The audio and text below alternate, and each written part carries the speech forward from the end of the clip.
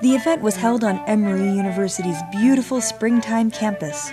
There were over 20 spaces on campus that were used for this event, whether it was lecture halls holding 450 people, or meeting rooms holding 20 people, or atriums where exhibit areas were, or kids' activities happened. I'm Andrea Lentz, Assistant Director of the Dobbs University Center and Manager of Meeting Services here at Emory University. When you're bringing this number of people to campus, I think it's really important to bring all of that service element together. When Neil approached me with reserving space here at the Dobbs University Center, I could see from talking about the initiatives that he was going to need a lot of space on campus.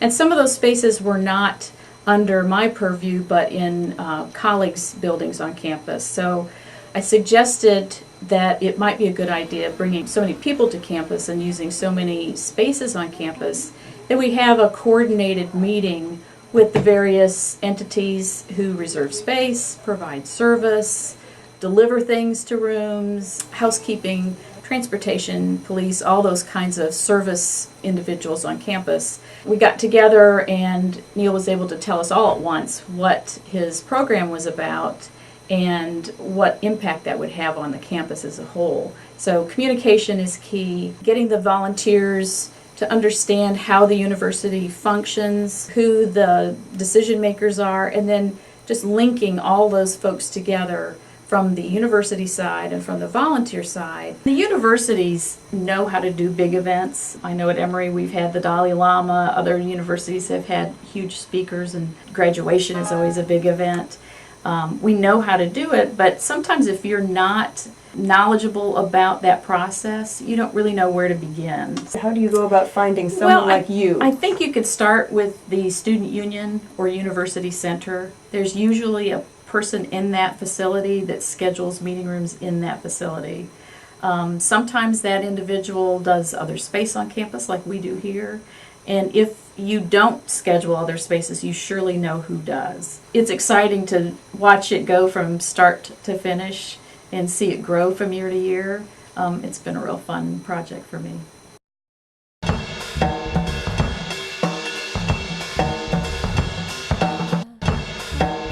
I feel very privileged to have been part of the recent Global Health and Humanitarian Summit at Emory, and we had hundreds of volunteers who made it happen. This has been an incredible experience. I've been feel so full of joy for being able to be involved with Dr. Neil and Zoe and all the incredible volunteers.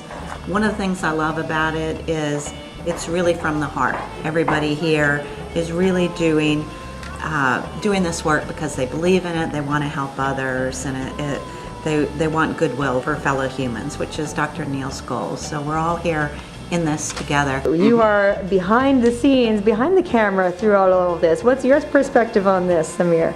This is a lot of work, man, but it's quite a bit of fun, having a good time. Gauri's been doing an awesome, incredible job. She's been here from the morning till the night, taking all kinds of phone calls. Her cell phone was even put on the website, so she has strangers calling her constantly, and she's such a great sport about it. Oh, no, I won't phone this. She did a job.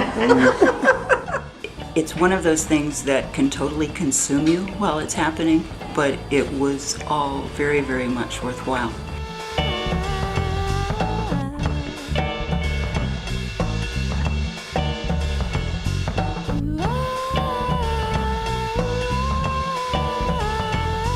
The weekly meetings were a great opportunity to get inspired and to get involved. The meetings were both a sort of a networking opportunity for people that were doing stuff right there, and an opportunity to bring some of their talents, like press stuff. Tess was excellent. So we discovered a lot of talent from those weekly meetings that were often so much. The participants were people that Neil had met throughout his comings and goings during the week, and so we'd have new people coming in all the time and new people signing up and getting involved. And it was also very inspiring to see how just individuals, again, really put a lot of personal commitment into doing this without a lot of individual recognition, but just an opportunity wanting to be a part of this effort. And I think every one of them was tremendously rewarded because it gave them an opportunity really to be a part of a significant effort.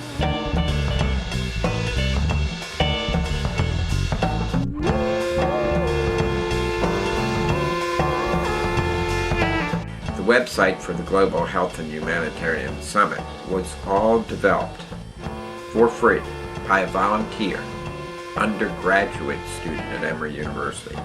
Maki, on his own, developed this incredible website that got over 75,000 hits. It was very innovative and gave us an opportunity to network with people all over the world, and it didn't cost us a cent. With technology today, let the world know exactly what you're doing.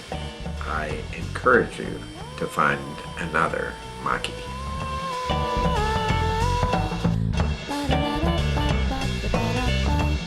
Videotape or take photos of the planning meetings, the event itself, the connecting. Invite the world to do it. It doesn't have to be just a specific person or two. We had a team of volunteers from the community who just said, let me bring my camera and we'll make it happen. Absolutely, absolutely, because everybody's so photogenic here.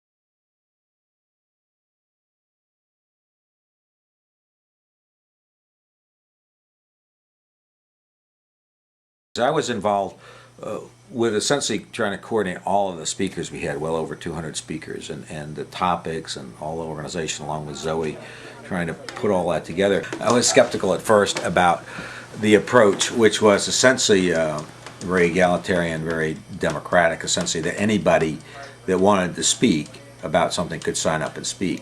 My initial thought was, well, we should be screening these people, we should be more trying to determine how they fit in, whatever, but it turned out to be a wonderful conference because of the huge variation in the speakers and what they had to talk about. So 15, 20 minutes talking about huge range of topics, and you had an opportunity to go to 7, 8 different general areas and hear 10, 20, 50 speakers in those areas talk about these things. And I think the other part of it is they are also people that are still trying to learn and wanting to expand and wanting to make those connections between people, which was invaluable.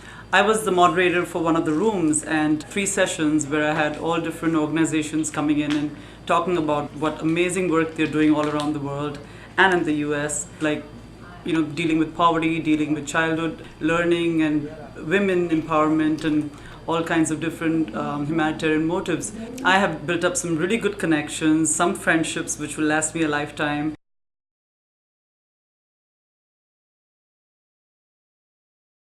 Somebody else, other people had been involved with pulling the exhibitors together, and I hadn't really thought much about what value the exhibitors provided. Having those exhibitor tables was absolutely key. One gives all of these groups an opportunity to display what they're doing and to talk about it and to sign people up if that's what they want, or just to get information out about what they're doing. But just as important was the opportunity for all of us participants in the conference to come out and look at these things and start talking both to an exhibitor that's there as well as other participants. And you saw a lot of discussion going on, a lot of energy, a lot of enthusiasm, and you got a tangible way of seeing the huge breadth of programs going on out there. So anybody that's thinking about putting on a conference like this, I would encourage you to really bring in the exhibitors to help provide that glue that pulls the whole conference together.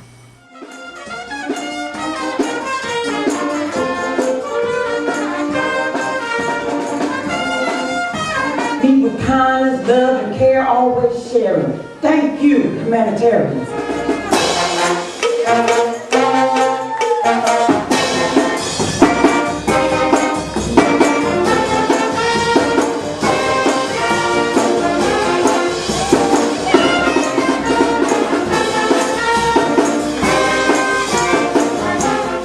The passion, the shout, the breath of fresh air that makes you dare.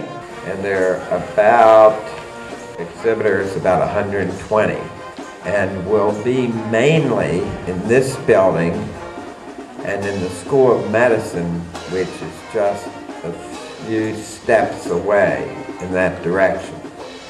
Then across the street, we have a lot of children's programs.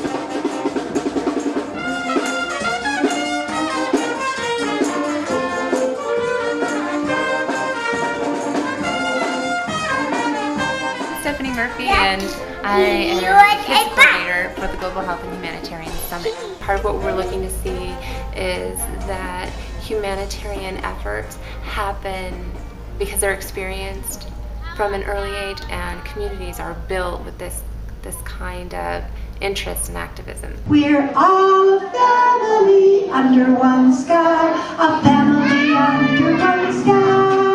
We're all a family under one sky, a family under one sky. When the rain comes down, it comes down on everyone. He had 8 legs. No matter if you're rich or poor, it comes down on everyone. Let's make a circle and the rays of the sun.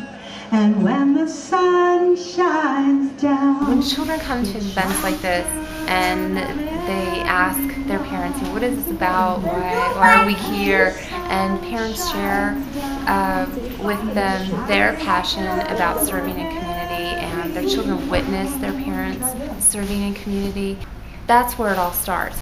We love them, we nurture them, and we want to see them to be the best that they can be and be good civic citizens. A vision that I had was that organizations that go out into community and do community service, that they incorporate an opportunity for children to participate, and also that they have an intimate connection with what the service project is intending to do.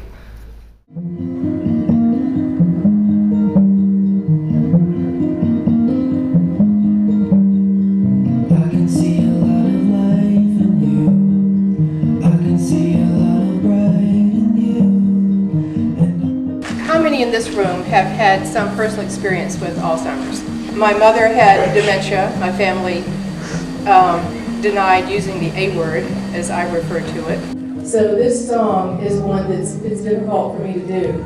I compose music, I sing, I'm also a visual artist, and did all the above and danced at the summit. And a lady came up to me and she said, "Have you received a Genius grant?"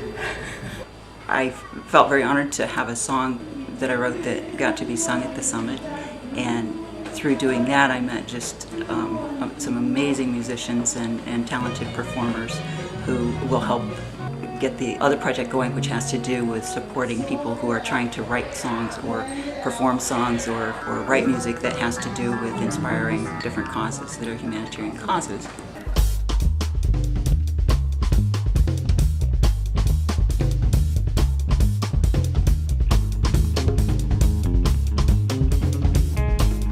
There were minimal expenses for putting on this event. All of the space was provided to us free of cost. Our only ancillary costs were things like printing the program or for AV technical support. We did get some resources to make this event happen, but it wasn't the number one key focused area, and we didn't need a lot of money. The money actually found us. These wonderful people do find you. The Marafie Foundation from Kuwait, which does wonderful things all over the world, including building a hospital in I'm the Pakistan. Marafie Foundation mascot. They're trying to help the human race by having them has as little exposure to me as possible. And then an individual, John Shippee, who's a delightful gentleman who has a big heart and is a big patient advocate. People who wear this uniform have no voice. And he himself wanted to see this event happen. And then there's a fellow by the name of Sonny. He belongs to an organization called Global Heat. It's a nonprofit that provides help in getting essentials to the people who live in developing countries. And they put up some money. But people will find you. And even at the event itself, there will be people who hear about it and say, wow, I'd like to go and pick out some groups that I'd like to give money to. Instead of them coming to me, I'd like to go and see a smorgasbord of opportunities.